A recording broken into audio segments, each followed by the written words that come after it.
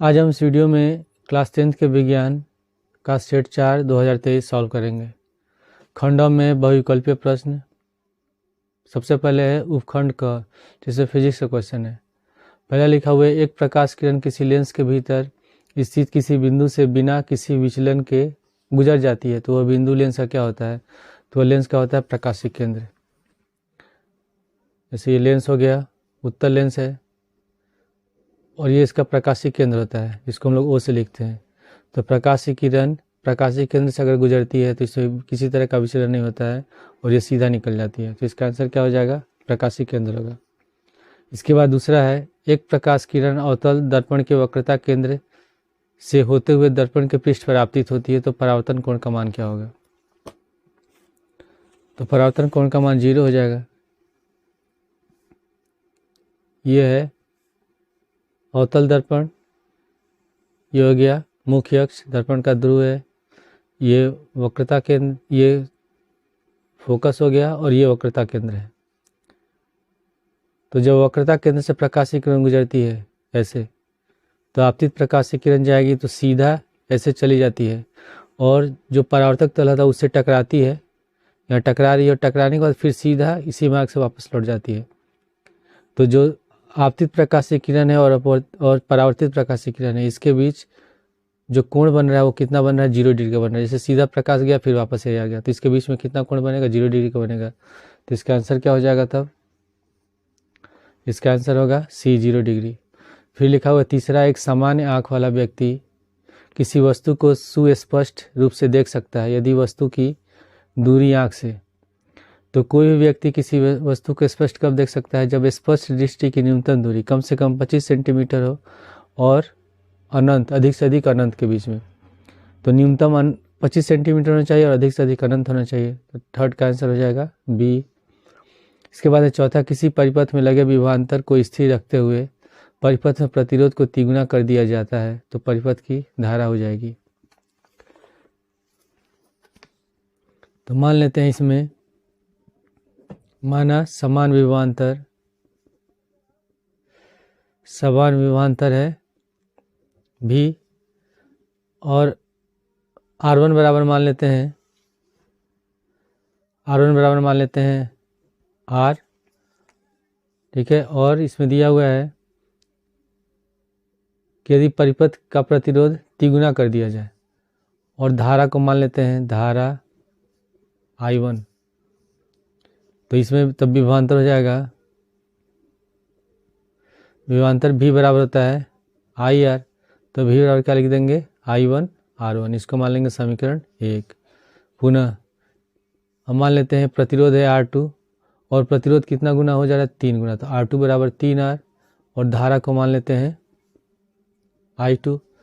तो विभवांतर समान है तो भी बराबर हो जाएगा I2 R2। इसको मान लेते हैं समीकरण 2। और समीकरण 1 और 2 को हम क्या करते हैं? समीकरण 1 में समीकरण 2 से भाग देते हैं। सॉरी 3R है तो हम लिखेंगे अभी इसको समीकरण 2 नहीं मानेंगे, इसको लिखेंगे भी बराबर I2, R2 की जगह लिख देंगे 3R। तो ये हो गया I2 गुणे 3R। इसको मान लेंगे समीकरण 2। अब हम समीकरण 1 में समीकरण 2 से भाग दे देंगे। समीकरण 1 में समीकरण 2 से भाग देने पर तभी हो जाएगा भी बटे भी बराबर I1 R1, सॉरी R1 बराबर R है तो यहाँ R ही हम लिखेंगे, गलती हो गया, ठीक है। तो हो जाएगा भी बराबर IR I1 है, I1 R बटे I2 3R। तो इसमें R से R कट जाएगा और भी से भी कट गया एक बार में, तो 1 बराबर हो गया I1 बटे I2 गुणे 3। तो I2 को इधर जाएंगे तो I2 बराबर हो गया 1/3 I1, यानी कि जब हम प्रतिरोध को 3 गुना कर देते तो धारा कितनी हो जाती है? 1/3 हो जाती है। तो इसका आंसर कौन सा हो जाएगा?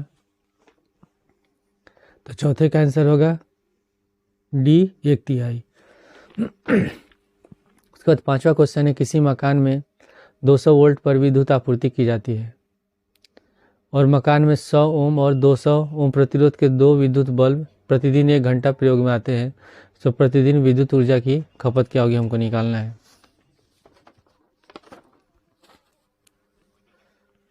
तो इसमें क्वेश्चन नंबर 5 है, विभवांतर दिया हुआ है, विभवांतर V बराबर 200 वोल्ट। मान लेते हैं पहले बल्ब का प्रतिरोध,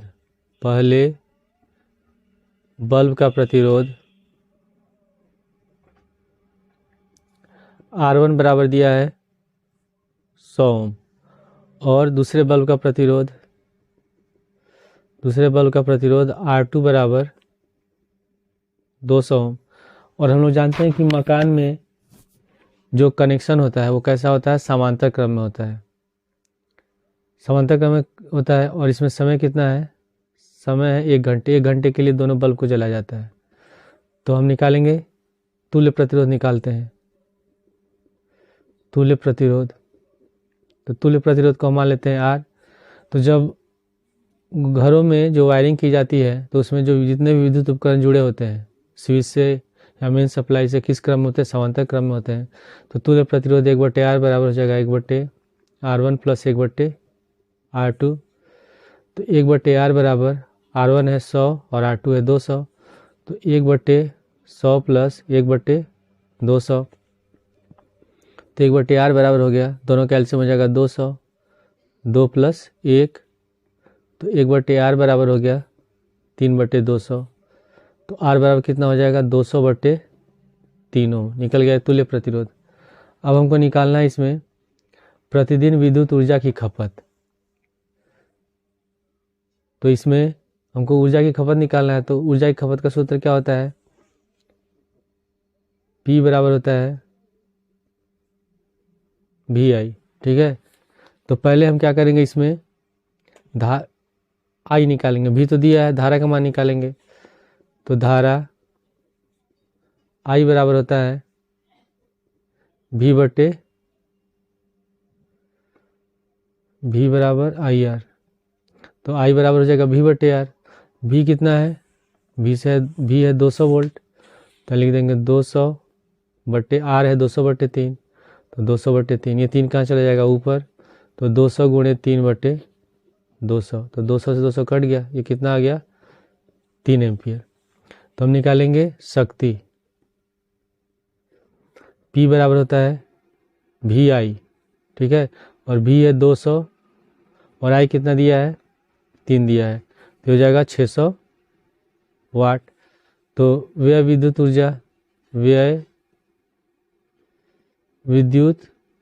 ऊर्जा बराबर कितना होता है, हो जाएगा वाट गुणे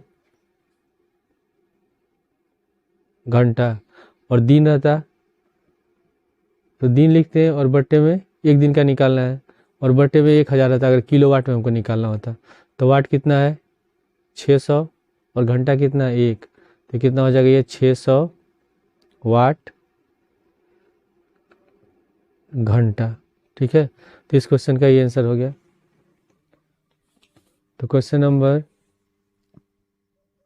5 में इसका आंसर हो जाएगा B 600 वाट घंटा। इसके बाद दिया किसी गोलीय दर्पण तथा किसी लेंस की फोकस दूरियां -25 सेंटीमीटर है, तो संभवतः दर्पण व लेंस क्या है।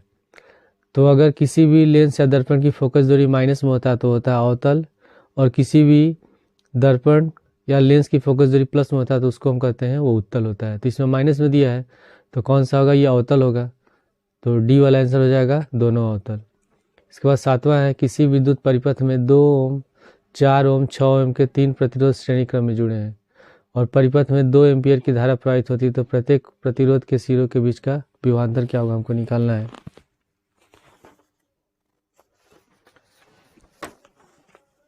तो पहले हम लिख लेते हैं, इसमें धारा दिया हुआ है I बराबर 2 एम्पियर, R1 बराबर है 2 ओम, R2 बराबर है 4 ओम और R3 बराबर है 6 ओम।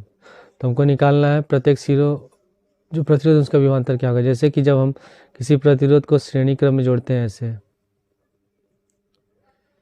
श्रेणी क्रम में जोड़ते हैं किसी बैटरी से, तो इसमें जो विभवांतर होता है, ये धारा इसमें सब में एक समान होता है, धारा आई सब में एक समान होगा, लेकिन विभवांतर अलग हो जाता है। इसका हो जाएगा V1, इसका होगा V2, इसका होगा V3।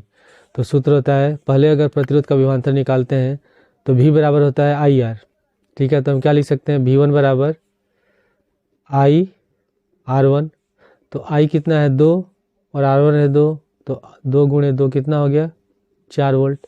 फिर दूसरे प्रतिरोध का विभवांतर निकालेंगे तो V2 बराबर हो जाएगा IR2, धारा में समय एक समान है, तो I है 2 और R2 कितना है 4 है, तो 4 दूनी 8 ओम। और फिर तीसरे प्रतिरोध का विभवांतर निकालेंगे V3 बराबर IR3, तो I है 2 और R3 कितना है 6 है, तो 6 दूनी 12 ओम। तो आंसर क्या हो जाएगा 4, 8, 12। तो सातवें का आंसर हो जाएगा,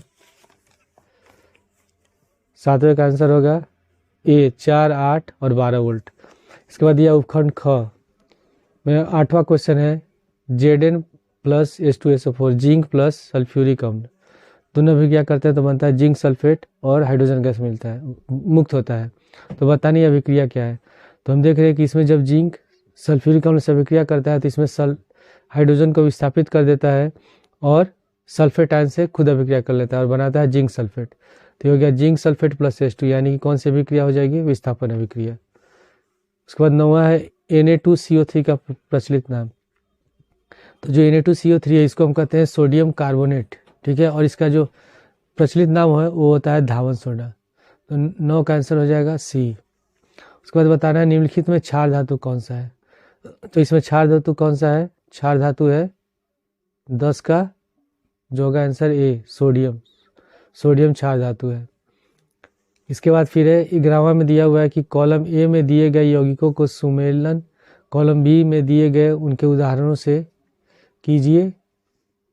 तो कॉलम ए में लिखा हुआ हेलो एल्केन, हेलो एल्केन लिखा है। तो जो हेलो ग्रुप के तत्व होते हैं उसमें आता है क्लोरीन, ब्रोमीन, आयोडीन, ठीक है। तो हेलो एल्केन में इसमें क्या देख रहे हैं, ये क्लोरीन है, तो ए का कौन सा हो जाएगा, दूसरा। उसके बाद एल्कोहल, जो एल्कोहल होता है उसका क्रियात्मक समूह होता है OH, OH क्रियात्मक समूह है, तो बी का हो जाएगा पहला। उसके बाद कीटोन, जो कीटोन होता है, कीटोन में जो क्रियात्मक समूह होता है वो होता है CO, ठीक है। तो सी का कौन सा हो जाएगा, ये वाला हो गया CO। इसके बाद एल्कीन, एल्कीन जो होता है, एल्कीन में डबल बंड होते हैं, द्विबंध होता है, तो द्विबंध वाला ये हो जाएगा डी का तीसरा।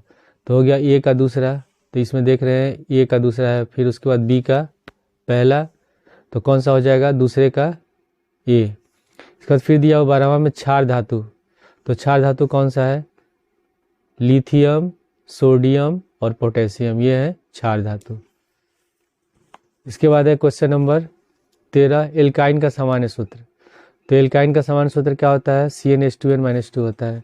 जो एल्केन होता है, एल्केन का सामान्य सूत्र होता है CnH2n+2, ठीक है। उसके बाद एल्कीन होता है, एल्कीन का सामान्य सूत्र होता है CnH2n, और लास्ट में होता है एल्काइन।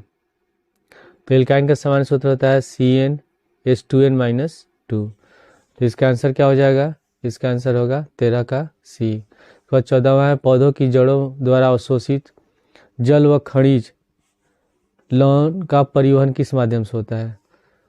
तो इस किस माध्यम से होता है, जाइलम से होता है, और फ्लोएम से होता है, जो भोजन बनता है उसका परिवहन होता है। हम इसमें पूछा गया है कि जल और खनिज, तो जल और खनिज का क्या हो जाएगा, 14 का है जाइलम। इसके बाद है 15 में स्वस्थ मनुष्य का समान रक्तदाब यानी कि ब्लड प्रेशर कितना होता है। तो स्वस्थ मनुष्य होता है उसका ब्लड प्रेशर होता है 120/80, अधिकतम 120 होता है, न्यूनतम 80 होता है। उसके बाद 16वां क्वेश्चन ये करना नहीं है, स्टार है। उसके बाद 17वां है, मेंडल के अनुसार मटर के पौधे में निम्नलिखित में कौन सा जीनोटाइप लंबे तने व झुर्रीदार बीजों के लक्षण को व्यक्त करता है। तो इसका आंसर कौन सा होगा, सी होगा TTRR। तो 17 का हो गया C। उसके बाद 18वां है, द्विखंडन विधि द्वारा अलिंग जनन होता है। तो द्विखंडन विधि द्वारा अलिंग जनन किस में होता है, अमीबा में होता है। इसके बाद है क्वेश्चन नंबर 19, ये करना ही नहीं है। 20 है, जठर ग्रंथियाँ उपस्थित होती है। तो जो जठर ग्रंथियाँ उपस्थित होती हैं वो किस में होती हैं आमाशय में। तो इस वीडियो में हम लोगों ने क्वेश्चन नंबर 20 तक सॉल्व कर लिया। अगले वीडियो में फिर हम वर्णनात्मक प्रश्न को सॉल्व करेंगे।